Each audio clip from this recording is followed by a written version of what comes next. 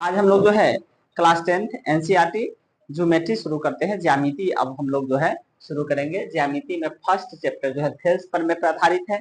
Thales प्रमेय पहले पढ़ना है। थेल्स प्रमेय को आधारभूत आनुपातिकता प्रमेय कहते हैं। थेल्स प्रमेय यानी थेल्स मैथमेटिशियन थे, उनका कथन क्या था?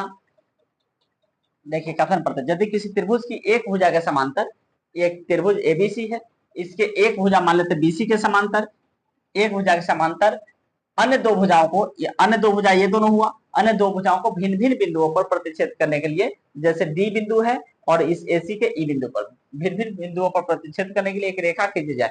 एक रेखा खींचे है तो ये अन्य दो भुजाएं अर्थात ये ए बी और ए सी समान अनुपात में यानी एक ही अनुपात में विभाजित हो जाती है। यही है आपको थेल्स प्रमेय का कथन।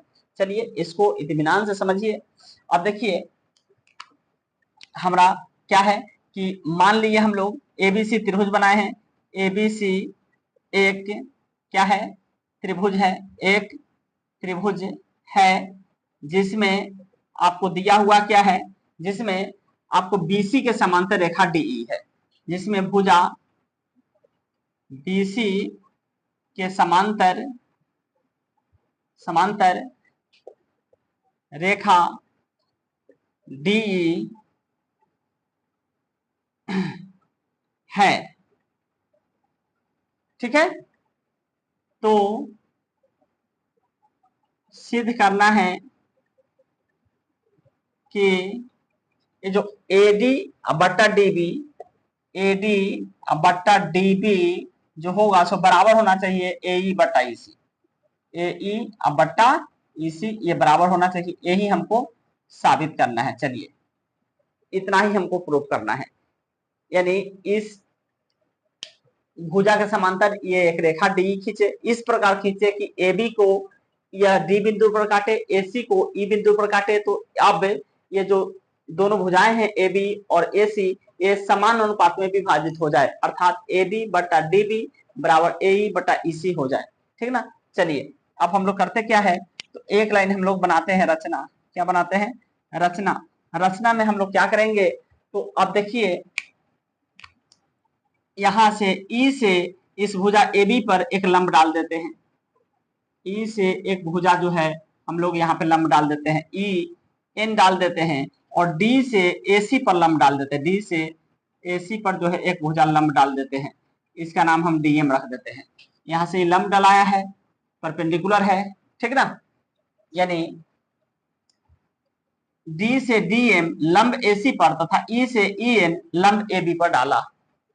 डी से डी एम लंब एसी पर तथा ई से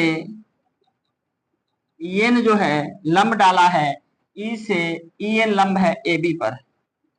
ठीक ना, तथा उसके बाद करेंगे क्या, डी को सी से मिला देंगे और बी को ई से मिला देंगे। बी को क्या करेंगे, तो ई से मिला देंगे, और डी को क्या करेंगे, तो सी से मिला देंगे। ठीक है, तथा डी को ई से एवं डी को सी से मिलाया। ठीक है, अब देखिए यहां तक आप लोगों को समझ में आया होगा। चलिए थ्योरम है, थोड़ा आप आसानी से समझिए इसको। चलिए अब देखिए, अब इसको हम लोग सिद्ध करते हैं, प्रमाणित करते हैं। प्रमाण देखिए क्या है। सबसे पहली बात है कि चलिए एक त्रिभुज ये वाला हम लेते हैं, ए डी ई, ये वाला त्रिभुज लेते हैं। तो इस त्रिभुज का क्षेत्रफल क्या होता है, 1/2 गुना, एक बार ये वाला आधार लेंगे तो ऊंचाई हो जाएगा ये, एक बार आधार अगर ये लेंगे तो ऊंचाई हो जाएगा ये। ध्यान से देखिए, त्रिभुज ए चूंकि आधारभूत आनुपातिकता प्रमेय है इसलिए हम लोग क्षेत्रफल प्रूव करेंगे। अब देखिए ए डी ई का क्षेत्रफल क्या हो जाएगा, त्रिभुज का क्षेत्रफल क्या होता है, 1/2 गुना आधार गुना ऊंचाई। क्या होता है, 1/2 गुना आधार और गुना में क्या होता है, ऊंचाई होता है। अब देखिए तो 1/2 हो जाएगा, गुना आधार ए डी, देखिए कहाँ है एडी, ए डी ई, ये वाला त्रिभुज है, ये वाला त्रिभुज है। तब चलिए इस वाले त्रिभुज में अगर हम आधार लेते हैं ए बी लेते हैं आधार, तो ऊंचाई क्या हो जाएगा, सॉरी ए बी नहीं, A D, Aadhaar A D हो जाएगा, ए डी अगुना ऊंचाई क्या हो जाएगा इस पर, ई एन हो जाएगा, क्या हो जाएगा, ई एन। ठीक है, कोई दिक्कत नहीं। आगे चलिए, अब देखिए ये जो एडी है सो यहां तक गया हुआ है ना।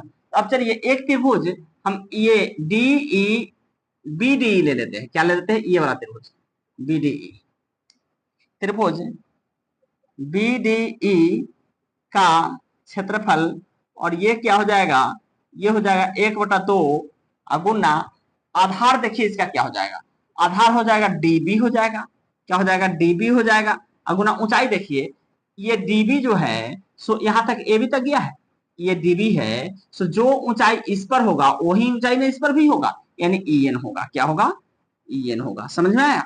अब चलिए इस दोनों का हम लोग अनुपात निकाल लेते हैं। ठीक है, अनुपात यानी एरिया ऑफ एडीई बट्टा ट्रायंगल एडी बट्टा एरिया ऑफ ट्रायंगल बीडीई, और ये बराबर क्या हो जाएगा, ये बराबर हो जाएगा 1/2 अगुना एडी अगुना ई एन, अब बट्टा में हो जाएगा 1/2 अगुना डीबी अगुना ई एन हो जाएगा। समझ में आ रहा है। अब चलिए 1/2 से 1/2 कैंसिल, ई एन से ई एन कैंसिल, ये आ गया आपको एडी बटा डीबी, क्या आ गया, एडी बटा डीबी आ गया। इसको इक्वेशन 1 मानेंगे। समझ में आया। अब चलिए इसके आगे हम लोग देखते हैं, चलिए आगे देखते हैं हम लोग को एरिया ऑफ एडी बटा एरिया ऑफ बीडी बराबर एडी बटा डीबी आ गया। अब चलिए आगे देखिए, ये पुनः हम लोग एडी में एक बार जो आधार ये लिए तो ऊंचाई ये आ गया, इस बार अगर आधार हम लोग ए लेंगे तो ऊंचाई हो जाएगा डीएम हो जाएगा।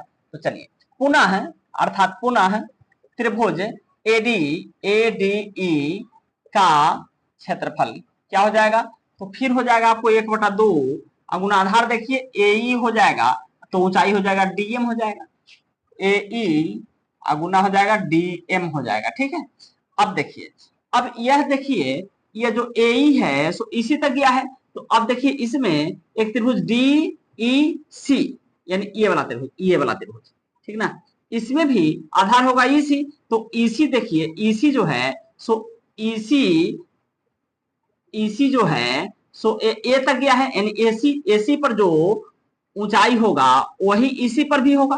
तो चलिए इसमें हम लेते हैं त्रिभुज डीईसी का क्षेत्रफल, ये क्या हो जाएगा, ये भी हो जाएगा 1/2 गुना आधार हो जाएगा ईसी हो जाएगा, क्या हो जाएगा, ई सी हो जाएगा अगुना गुना ऊंचाई क्या हो जाएगा, डीएम हो जाएगा, क्या हो जाएगा, डीएम हो जाएगा। अब इस दोनों का अनुपात निकालिए, तो ये इसका क्या हो जाएगा, एरिया ऑफ ट्रायंगल एडीई बट्टा एरिया ऑफ ट्रायंगल डीईसी बराबर 1/2 गुना, देखिए ए गुना डीएम होगा, ए गुना डीएम होगा, इसके बट्टा में क्या होगा 1/2 गुना ईसी गुना डीएम होगा, 1/2 गुना ईसी गुना डीएम होगा।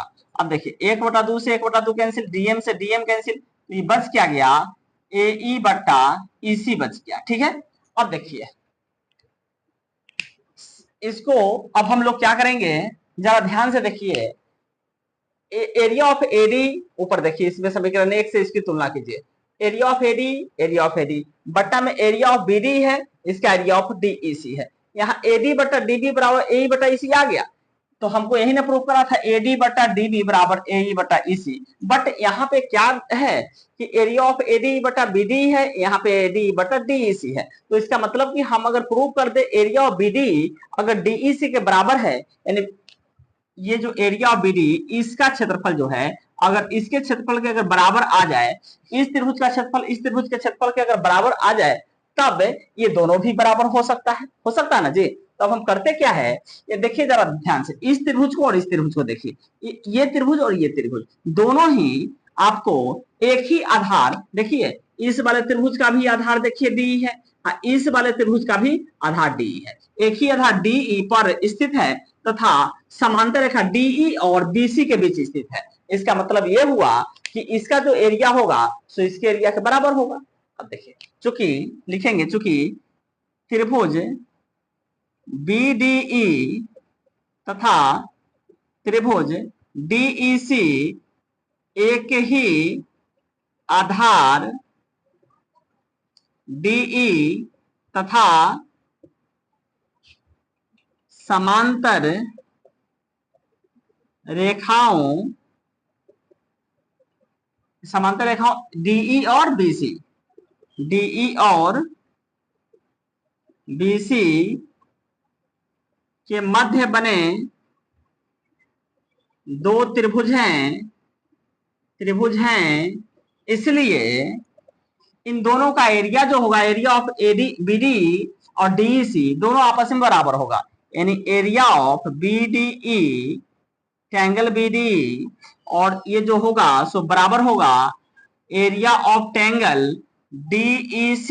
अब देखिए इस दोनों का एरिया बराबर है, इसका मतलब कि इस वाले इक्वेशन को हम लोग लिख सकते हैं एरिया ऑफ ट्रायंगल ADE बटा एरिया ऑफ ट्रायंगल DEC बराबर DEC के जगह पे हम लोग BDE लिख सकते हैं, BDE लिख सकते हैं, और ये बराबर क्या हो जाएगा AE बटा EC हो जाएगा। इसको समीकरण 2 मान लें। समीकरण 1 और 2 की तुलना कीजिए, दोनों LHS बराबर है तो आपको RHS बराबर हो जाएगा, अतः हो जाएगा आपको AD बटा DB और ये बराबर हो जाएगा AE बटा EC। हुआ ना प्रूफ जी? इसी को हम लोग थेल्स प्रमेय कहते हैं। यही आपको क्या है, थेल्स प्रमेय है। प्रूफ हुआ? तो आशा करते हैं आप लोगों को समझ में आया होगा, और समझ में आया होगा तो आप लोग वीडियो को लाइक शेयर और कमेंट भी कीजिएगा। ठीक है, थैंक यू, धन्यवाद।